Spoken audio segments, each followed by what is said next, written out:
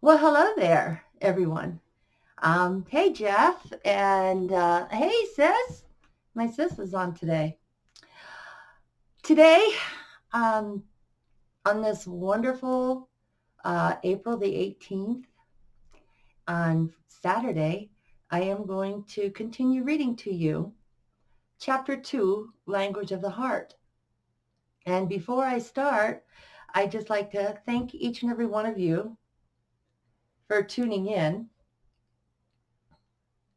Oh, hold on just a second here. Uh,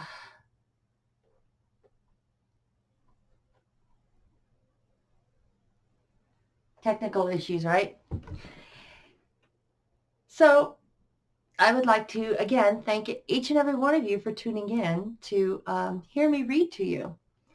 Um, I um, think and I would definitely recommend for each and every one of us to do something creative during this time.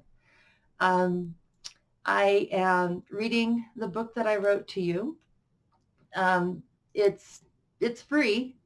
You don't have to pay for the audio. Well, not yet anyway. Maybe one of these days I'll get on audio.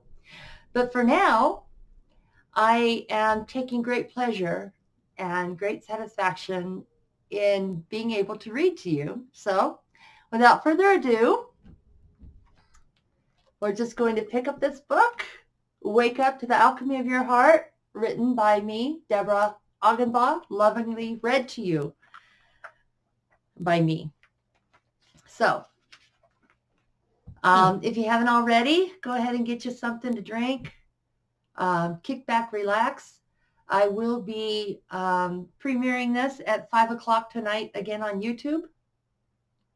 Um, really excited about being able to do this. So here we go. Wake Up to the Alchemy of Your Heart, Chapter 2, Language of the Heart. Before I continue any further, you may notice what would be normally known in the grammatically correct world as spelling and grammar errors in my writing. I wish to impress upon you that if you are reading Wake Up to the Alchemy of Your Heart with those programmed rules in place, you probably won't get much out of these transmissions because these thoughts and transmissions I am sharing with you are from my core and magnified from my heart. And thus, I call it heart language. In speaking and writing heart language, I will choose to spell beautifull as full of beauty with two L's because that is the way that my heart feels that word. The use of only one L to me does not round out how beauty-filled something is. In my perception of cutting any full thing off to F-U-L, it does not give me the full experience of the description of that beauty I am in gratitude of witnessing. I will also create my own words or use what my dear friend calls Deb-isms throughout these writings, and I would encourage you to use them as well.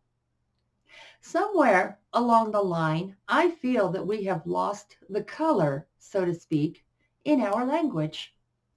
As you will soon see in the following chapters, I will show you how words are magical.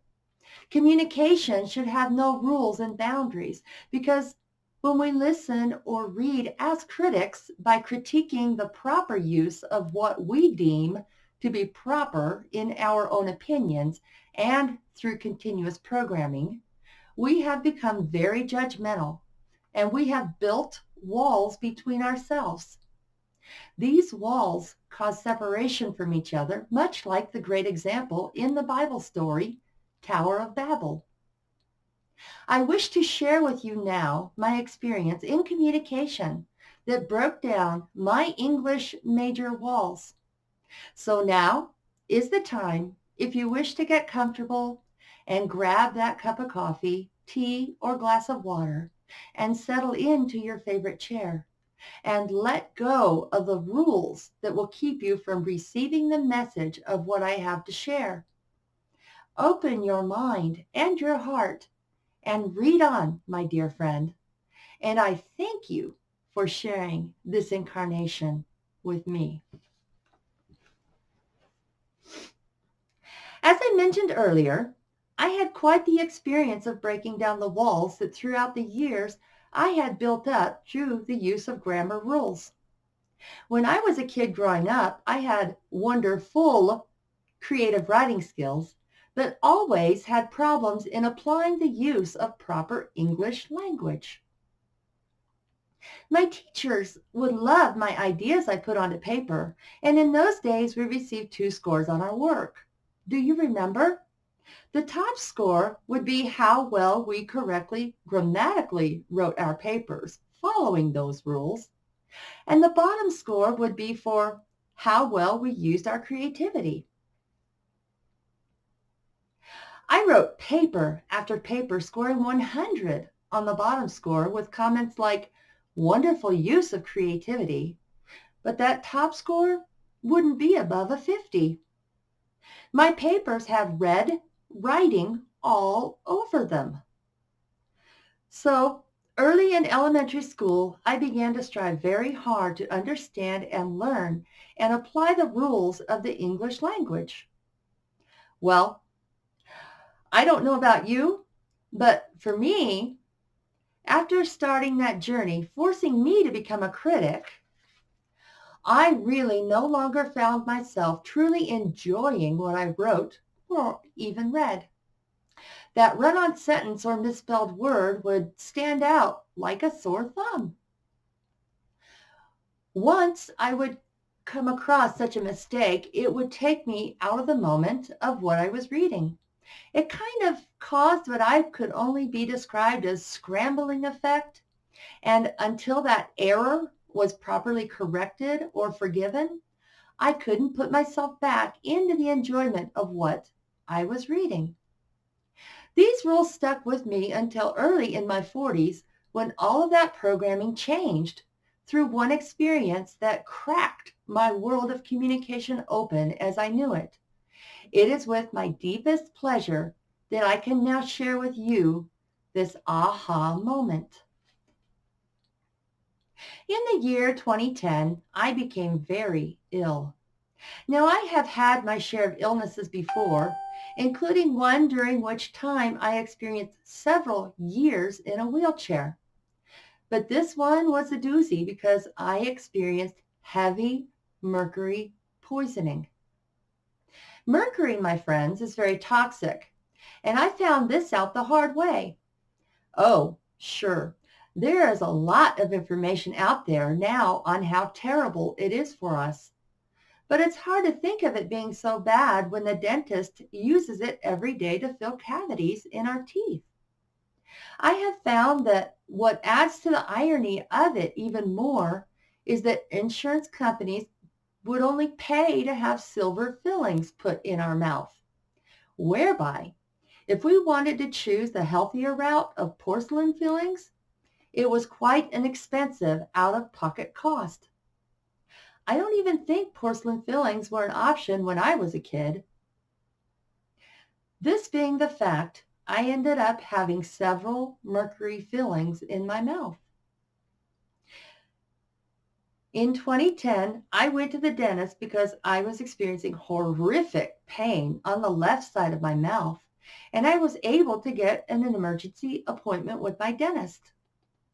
After sitting in the chair for quite some time with my dentist poking around in my mouth, my dentist came to the conclusion that he didn't see a problem with any of the teeth on the left.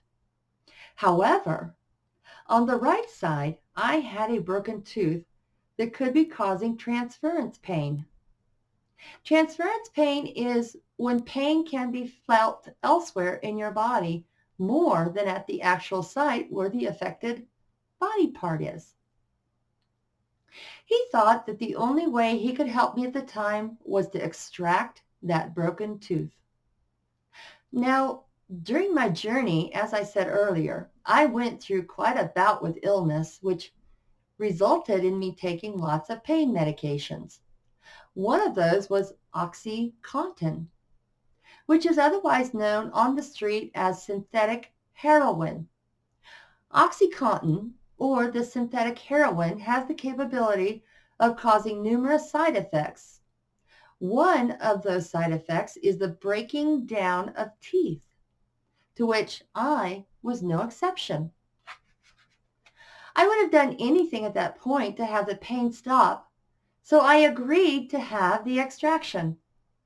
The dentist began the procedure by deadening the right side of my mouth with those nightmare shots into my gum, and soon after my face was numb. I could hear the crunching as my tooth was being removed. It seemed to take a while as he pulled and twisted. I had my earphones on listening to music, trying to drown out those horrible noises, but I couldn't even get that music loud enough. After what seemed like an eternity, he finally pulled out the suture material and began stitching up where he extracted the tooth. After the extraction was performed, I was told that it would be a few days for the healing and that I would be fine afterwards. I left the office numbed up and hopeful as my daughter drove me home. A few days after the extraction, the right side of my face began to turn ashen gray, and I began to run a low-grade fever. I tried to tough it out, thinking that it would resolve itself. My jaw began swelling and hurting so badly that I knew I could no longer stand it. So I finally made another emergency room appointment. Yes, a week after the extraction, I found myself sitting in the dentist chair once again. It was like he knew what he was looking for as he dug into the now open pocket where my tooth once was. Minutes later, he pulled a rather large piece of mercury filling out of the hole. You see, a fairly large piece of filling had fallen out of my tooth when he extracted it and lodged itself into my gum. He took the piece out and disposed of it in their hazardous waste bucket, then sewed that gaping hole back up. I was given no further instructions, and there was no charge for the visit. I left his office with more dissolvable stitches in my mouth. The low-grade fever I was running began to spike higher and then go back to being a low-grade one. And a week later, my whole face was ashen gray. My body began functioning differently. I had a hard time just thinking about things in a logical manner. I had severe migraines and nausea, and later on, I began having a hard time just swallowing. My right abdominal side started hurting, and I couldn't get warm no matter what I tried. The only thing besides sips of water that I could get down was goat's milk, probiotic. My health seemed to be on a rapid decline, and the doctors had no idea of what was going on with me. I had made several trips to the emergency room, and each time was sent home with pain meds and something for nausea. On my last trip to the emergency room, something in the blood test flagged that I was having pancreatitis. This led to a trip to the hospital via ambulance. I remember the trip so well because I waited in the emergency room for what felt like an eternity. They wouldn't give me anything for pain because it may have resulted in complications for me during my ambulance ride, not to mention the fact that I may be a candidate for emergency surgery at the hospital. The only problem was that it took hours for that ambulance ride to manifest, and my destination hospital was quite a ways downtown, and the pain became even more and more unbearable as the time passed. When I finally arrived at the hospital, I was put into a room immediately, and more blood was drawn and more tests were performed. When the tests finally came back, This time, there was no flag for pancreatitis, and this left the doctors scratching their heads. It must have been close to 2 a.m. in the morning when I finally received a good dose of morphine for the pain, and what I was told was a GI cocktail. If memory serves me correctly, I think I arrived at the emergency room around 11 a.m. that morning. The next morning was another rough time for me and brought on another bout of dealing with pain and nausea. The doctors decided that quite possibly my gallbladder may be the issue. So they scheduled what was called a HIDA scan. This is a type of test that could tell if the gallbladder was doing its job or not. The result of my scan was that the duct on my gallbladder was enlarged and because of that was unable to function properly, which led to my gallbladder being removed the next day. I later learned that the number one classic symptom of mercury poisoning is the duct of the gallbladder being enlarged, forcing it to not work properly. Having my gallbladder out was not the end-all solution. As a matter of fact, it was a journey that I had only just begun.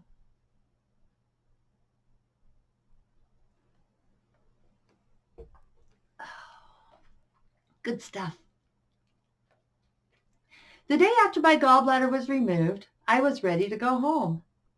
Just a few weeks prior to all of this, I had started a practice of meditation and listening to binaural beats, a self-help method of using different tones of music to the right and left ear to activate different systems in our brain to emit different frequency patterns. This practice enabled me to better manage the pain after surgery, which gave me the freedom to not need much more, if any, of the pharmaceutical pain meds the doctors prescribed for me. Colorado was a medical marijuana or cannabis state, and when I used it as a medicine, I had no side effects like I experienced when using pharmaceuticals. One of the side effects was that most pharmaceuticals would make my liver enzymes elevate to a point of concern.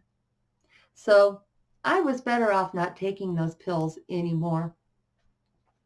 You would think I would get better after having my gallbladder removed. But as the days went by, my health only grew worse.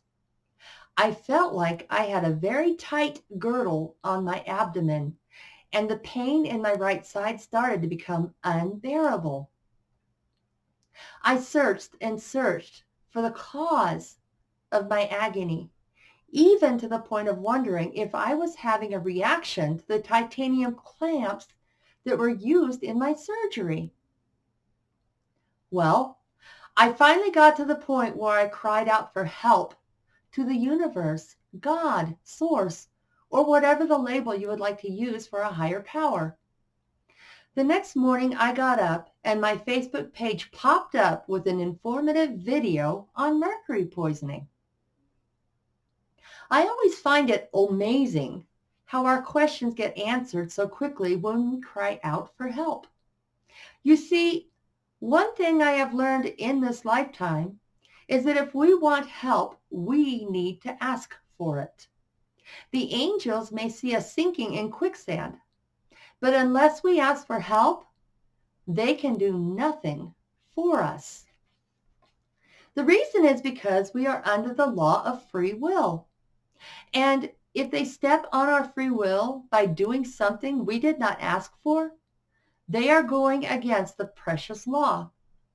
Even when we do ask for help, they can't just raise us out of that quicksand, but instead may send us a branch or rope that we can pull ourselves out of the mire with.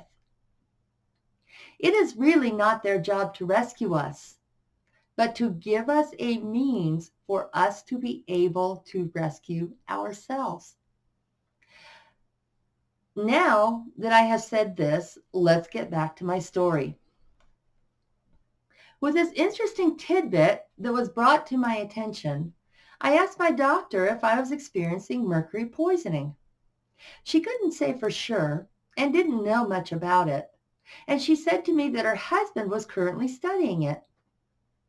At this time, I was also seeing a homeopathic physician in the next town who was doing acupuncture on me. So I inquired with her as well. Another classic symptom of heavy mercury poisoning is not being able to raise your body temperature, which strongly affects the internal body control mechanism. So, as the weather grew colder in Colorado, my body slowly started to freeze. I used to have to get all bundled up with several coats, heat packs, and even an electric blanket plugged into the car for any little trip I had to take. I began to see my homeopathic physician on a regular basis since my regular doctor couldn't help me, nor the specialists at the hospital. I have to say that it was somewhat strange for me to go through acupuncture, and the pain of the needles to me was worth it because for a short while, I actually was able to experience some relief. At least it seemed to be the case until I got back out into the cold weather again. One day, when I was receiving treatment, I asked my homeopathic doctor if it may be mercury poisoning that I was experiencing. I remember her face lit up. It was like a light went on in her head, as if she heard someone scream, "Yes, that's it." This new solution spurred her into action, and she quickly got me set up for heavy mercury testing. You see, my friends, I discovered no insurance will cover such testing or treatment unless you are in the very late stages of cancer. That being the case, I had to be set up to have the testing done through an out-of-network office. By out-of-network, it means that none of the procedure was covered and everything would be out of pocket, including the chelation treatment. We are talking big money. Well, when the day finally arrived when I was set to have the testing done, my dear wife drove me to the office in Cherry Creek to what would be considered an upscale building. Back in those days, I had to rely on someone to transport me wherever I needed to go because I had to use a wheelchair just to get around.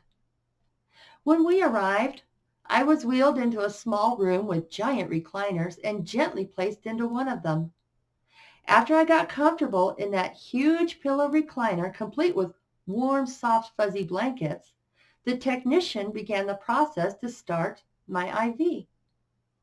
The technician administering the IV had the hardest time trying to do so.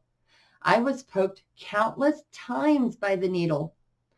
I felt bad because the technician was also a part-time paramedic who was an expert at starting IVs. I guess I was sent to test his skills. He had tried everything from hot packs to using the cheat pads to show the vein to actually putting me in a sauna type device. Well, finally after many prayers and many tries, my vein allowed him to find it and the test began. I remember it being quite a long procedure. I think I finally fell asleep during it. After all, I was wrapped up in the coziest, fuzziest, bestest ever warm blankets, and I was completely exhausted. 1 week seemed like forever while I waited for the test results to come back. And when they finally did, it was just as we had intuited. I was experiencing severe heavy mercury and heavy metal poisoning. As a matter of fact, it was so severe that my internal organs were being affected, and just as my gallbladder had stopped functioning correctly, they too were slowly in the process of shutting down. I was so ill that I just wanted to die several times. I refused to go back into the hospital to watch more doctors scratch their heads at the anomaly before them. So I opted for what is called chelation for treatment. Chelation is what I like to call a healthy form of chemo. It is administered by IV for anywhere from 1 to 2 hours depending on how fast the drip is. Chelation actually pulls heavy metals and mercury into the molecules that the IV fluid administers. I believe those molecules are called ethylene dimetrasic acid, EDTA. Interesting fact I found out is that this molecule can be found in vinegar. As it pulls in the toxic invaders, it traps it until it can be excreted from your body. This is done through perspiration as well as through the other fluids leaving your body. Because it is such an aggressive treatment, when one goes through chelation, one can suffer detox symptoms for 1 to 2 weeks after treatment. Basic symptoms were like having the flu. The severe heavy mercury poisoning that I had, along with heavy metals such as aluminum, nickel, and even lead, was so bad in my body that they wanted to do a chelation treatment with me once a week. The detox I endured was so hard on me that we had to skip a week in between treatments so I could have 1 week off or even a few days without having the flu. I remember sweating so badly that I would go through at least 4, if not more, changes of clothing per day. I think I went through 48 treatments before the doctor was satisfied enough with my progress that we could go down to doing the chelation to only once a month. It was hard for me to sleep during the time of my treatments. We were also not in the greatest financial position, so that was another worry. For some unknown wonderful reason, I was drawn to pick up a crochet needle and yarn. I knew the basic chain stitch and I just began to link those stitches together. At one point in time, I decided to use 2 colors at the same time, and before I knew it, I had crocheted a hat. The hats looked pretty cool, and I had fun crocheting them. I posted them on Facebook, and before I knew it, people asked me to make them for them. Mad Hatters was born. I called them Mad Hatters because of the Mad Hatter in Alice in Wonderland, I learned, suffered from mercury poisoning from the glue that was used to make the hats. Many hat makers in the days of the old suffered from mercury poisoning, and I thought it was fitting because that was what I was now diagnosed with and fighting. My Mad Hatter's hats were going as fast as I could make them. At times, I would make 3 or 4 hats in just one day's time. The money that I was sent all went to pay for my chelation treatments. As I said earlier, they were very costly. During the time I wasn't making hats, I would take that time to see what was going on in the outside world by connecting through Facebook.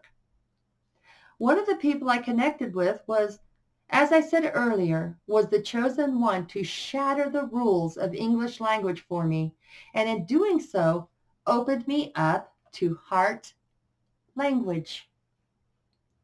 I will never forget the night that I had finished making a Bronco orange and blue Mad Hatter hat. I was so excited by the project that I had finished that I was reveling in what a beautiful creation that my hands had made. I decided to check Facebook before trying to sleep. I came upon a person that had messaged me to tell me how much they liked my hats that I made. The message said, I greatly loot the first movie. At first I thought it was some kind of a joke, and I fell into being an English major. I messaged this person back. I am having a very difficult time reading what you have written. Can you help me out a little here? I hear sorry autism. I'm doing the best I can, was the reply. I heard a small voice tell me to get rid of the rules of the English language and read what was being written with my heart. I actually couldn't believe it that I had to throw out the logic that had been drilled into me at a very young age so that I could communicate with this person. I asked for help from my spirit guides and I looked at the first message again. I couldn't believe my eyes as the words unscrambled before me. This time it read, I really like the hats you make. The next message unscrambled to, I have severe autism. I am doing the best I can. Talk about walls crumbling so quickly. My new friend that I had made when I let go of the rules turned out to be a key part of my life and in my spiritual growth. From my learning from that experience, I was shown that there was a language called heart language. I now speak the heart language of love today, for which I stand in thankfulness and deep heartfelt gratitude. Some may be wondering from the words that they just previously read if I ever filed a lawsuit against the dentist for malpractice. My answer to you is no, nor have I ever entertained the thought, because without that experience, what really are the chances for me to have learned such a beautiful language? You see, my friends, I may have not seen it back then, but now I see the sole purpose or big picture of why things happen the way that they do. In seeing this big picture, I am no longer a victim of the circumstances of my life. I see the reason why things happen and the chain events that follow or can follow each of these circumstances. This book is filled with my life experiences and the reasons for each. In sharing these experiences with you, it is my intention to offer you another perspective, possibly, of the circumstances and experiences in your own life so that they may make better sense to you. In doing so, my wish is to empower you to lift yourself out of possibly being in the victim state, to maybe actually seeing another perspective of why you went through that experience in your life. Maybe even go as far as to finding the gratitude and having that experience, which will automatically raise your vibration from continuing in that victim pathway to walking the pathway of victory. Looking back at my life, I know that one of my huge purposes through my experiences was to find balance and to be able to maintain it once I found it. Balance in communication was one of these lessons I obviously needed. So now let's take a closer look at communication and relationships as I continue to share my journey with you.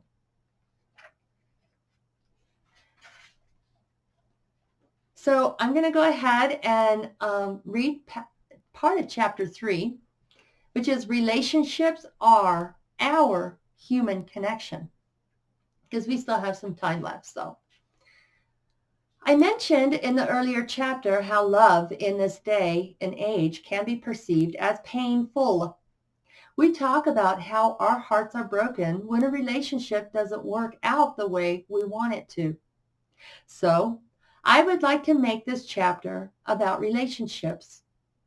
Relationships are an important part of our lives. Let's just face it, we all need human connection. Some would say that we are missing the mark on human connection because we would rather focus in staring at a piece of technology than looking into the eyes of another human being and having a conversation. My 5-year-old granddaughter even knows that to have a conversation, you need at least 2 people in the same place. One of her favorite jokes to tell is, "Granddaughter, why did the chicken cross the street?" Me, "To get to the other side." Granddaughter shaking her head no. "To have a conversation." The next joke would be something to the effect of, "Granddaughter, why did the hot dog cross the street?" Me, "To get to the other side." Granddaughter shaking her head no again. "To meet up with a hamburger to have a conversation." What follows is a barrage of at least 15 minutes of everyone crossing the street to have a conversation. Of course, a key factor in having any kind of a relationship is communication. We must be able to communicate our needs in a relationship clearly and concisely. In counseling with clients, I hear these wonderful statements like, "If he or she really loved me, they would know what I needed without me having to tell them." First of all, unless both parties are proficient in mind reading and being expert psychics, the relationship based on that kind of philosophy will not survive. I don't care how long you have been together. The reason I say this is because the miscommunication and the expectations not being fulfilled will only lead to greater need for more clear and concise communication.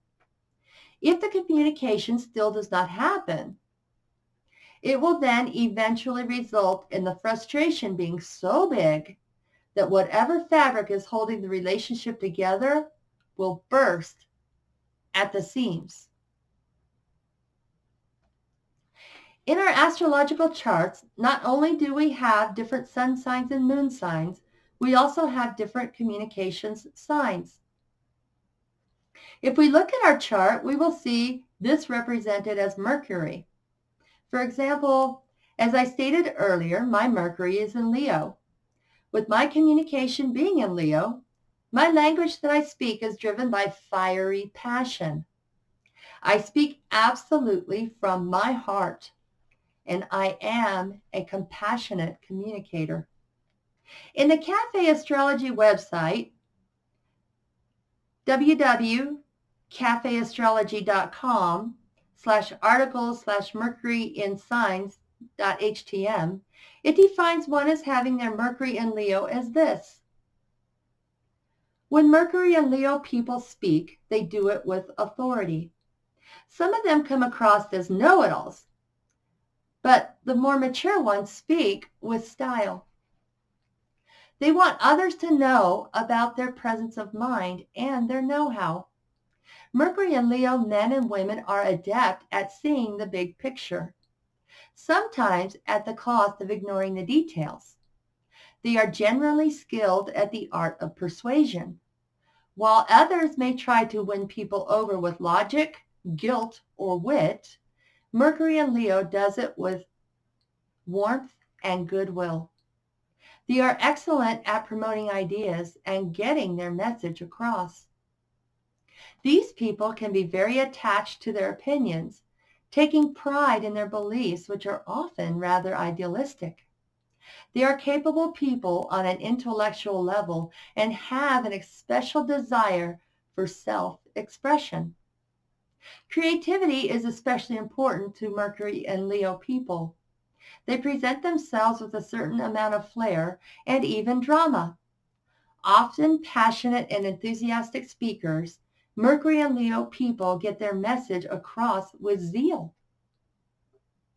Some people with this position have developed a perhaps more sophisticated manner in which they present their ideas and thoughts, and these natives possess admirable style and warmth.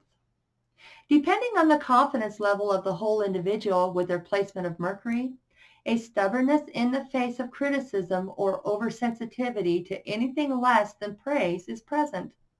Whatever the reaction, Mercury and Leo natives can be mentally arrogant. Mercury by nature is detached and reasonable. In Leo, however, the ego comes into play very strongly when it comes to intellectual analysis. With intellect and ego so closely tied, the ability to separate fact from fiction can be impaired. In some, boasting may be a problem. Probably the best way to handle this position is to find self-expression in some creative field. Mercury and Leo natives can be magnificent storytellers. For example, mainly because they have such a wonderful sense of drama. They speak and write with heart. Now, before I go on any further about astrology, I would like to let you know that I do not claim to be an expert in astrology, nor do I call myself an astrologist. I do, however, see great significance in being able to find out a lot about yourself and who you are by looking at your astrological chart. I always keep in mind that my chart, or as I call it, the roadmap of my birth, is only from where I began. Each of the planets in the sky and their position they were in when we began our incarnation on planet Earth unlocks for each of us what kind of a journey we will encounter and what we need to work on along our way. I know that in my heart, I must become all of the astrological signs by learning and integrating each of the wonderful traits they all are. My wife and life partners, Mercury, is in Pisces. Cafe Astrology has this to say about people whose Mercury is in Pisces. Mercury and Pisces are gentle communicators with a soft touch that is pleasing and warm. Some of them come across in an almost poetic way. Not given to bother too much with details, these individuals tend to sponge up the feelings and moods of their environment. The information they extract from their surroundings can be unusual and certainly unique. For some, it is heavily skewed in the direction of emotion and feelings. They're generally lovely listeners, and when you get them talking, warm conversationalists. When it comes to communicating, they're moody, and this extends to their letters and emails too. It's a kind of odd thing. You never know when they'll be in a quiet mood or a yakking state. These individuals don't compete for airtime, but they can talk up a storm when they're in the right frame of mind. Predicting when that will be can be difficult, though. Mercury in Pisces is tactful because they don't want to offend others in any way. They feel out their audience and sometimes search for what they think others want to hear. Yes, Mercury in Pisces can fib. It's not that they are malicious. They simply want others to be comfortable. These people come across as dreamy and indirect. It can be hard to pin them down to any one belief or decision. It's not that they want to drive you crazy or anything. It's just that Mercury in Pisces takes in so much information from the world, and their open-mindedness prevents them from taking a stance for too long. They have an unusual aversion to cold facts and hard decisions. Driven more by intuition than facts, these people avoid list making and the like. Others might think they are disorganized, but they have an uncanny knack of finding things nonetheless. There is a tendency to avoid detail work or tying up loose ends, not to mention the mind drifting off to Never Never Land. Mercury in Pisces is tuned in to all the nuances of subjects and environments. They pick up on subtleties of all kinds, so what they lack in organization, they make up for in insight. When the sun sign is in Aries, much of the brashness and directness of Aries is considerably toned down with Mercury in Pisces. Aquarius sun people with this position are artistic and humane. Mercury and Pisces people are often vague and indirect in their communications with others. If they learn to express themselves with more clarity, they'll find that a lot of problems they can encounter with misunderstanding will lessen. Their impressionable nature can make them as an easy target at times. Their plans may seem too dreamy and unrealistic to more practical sorts, lacking the details that make them seem more attainable. But Mercury in Pisces, vision is extraordinary and their leaps of faith are admirable. Favorite expression is, I believe. Oh, it's a little dry in here today. I've got my Flow alkaline spring water, and this particular flavor is rose and strawberry. It's really yummy. Mm.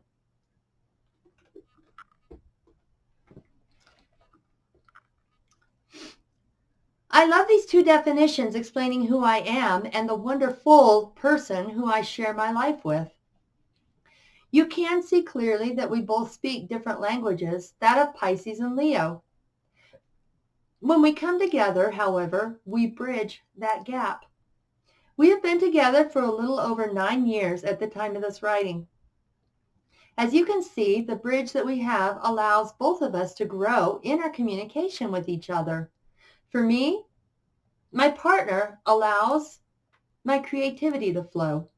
She is very supportive in all of my endeavors and helps me to balance between being oversensitive and not sensitive enough.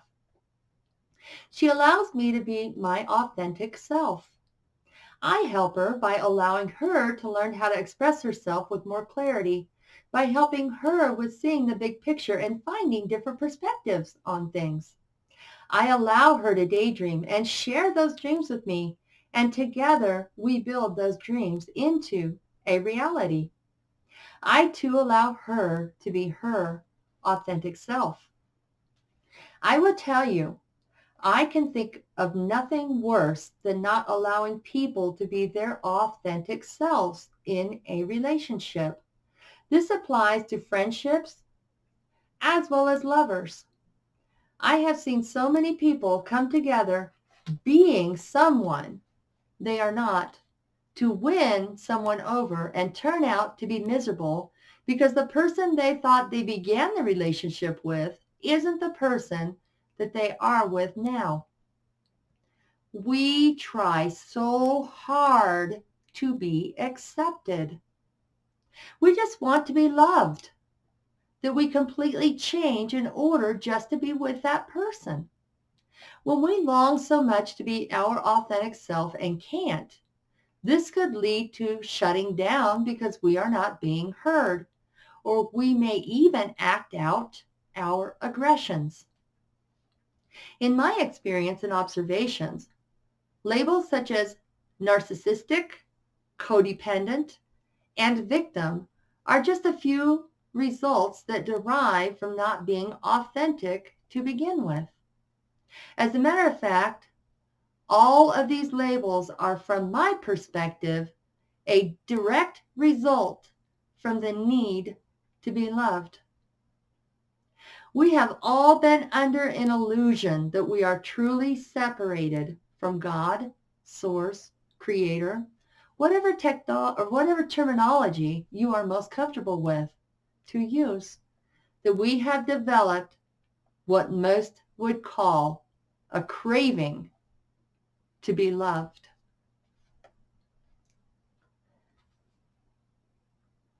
And so that is the reading that I'm going to give today, out of Wake Up to the Alchemy of Your Heart. I will be back tomorrow again at 2 Mountain Time, to continue reading Chapter 3, which Chapter 3 is called Relationships Are Our Human Connection.